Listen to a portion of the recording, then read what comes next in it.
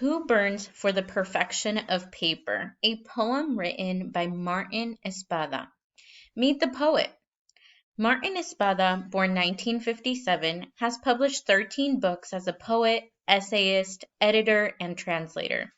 Inspired by his father, a photographer based in Brooklyn, New York, Espada published his first volume of poetry in 1982.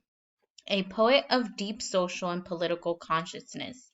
He draws on his Puerto Rican heritage in his work, as well as on his experiences as a legal aid lawyer and activist. His poems celebrate and often lament the experiences of working class people, especially those of Hispanic descent. He has been acclaimed as the Latino poet of his generation. Background. The yellow legal pad, now a staple of courtrooms, law schools, and many other professional settings, first emerged in the late 19th century as a way for paper mills to cheaply use and sell their scrap paper.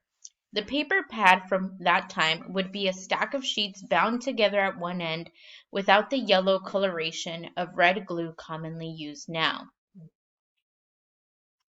At 16, I worked after high school hours at a printing plant that manufactured legal pads. Yellow paper, stacked 7 feet high and leaning as I slipped cardboard between the pages. Then brushed red glue up and down the stack. No gloves, fingertips required for the perfection of paper, smoothing the exact rectangle. Sluggish by 9 p.m., the hands would slide along suddenly sharp paper and gather slits thinner than the crevices of the skin hidden.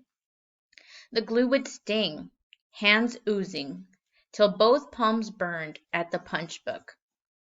10 years later, in law school, I knew that every legal pad was glued with the sting of hidden cuts, that every law book was a pair of hands upturned and burning.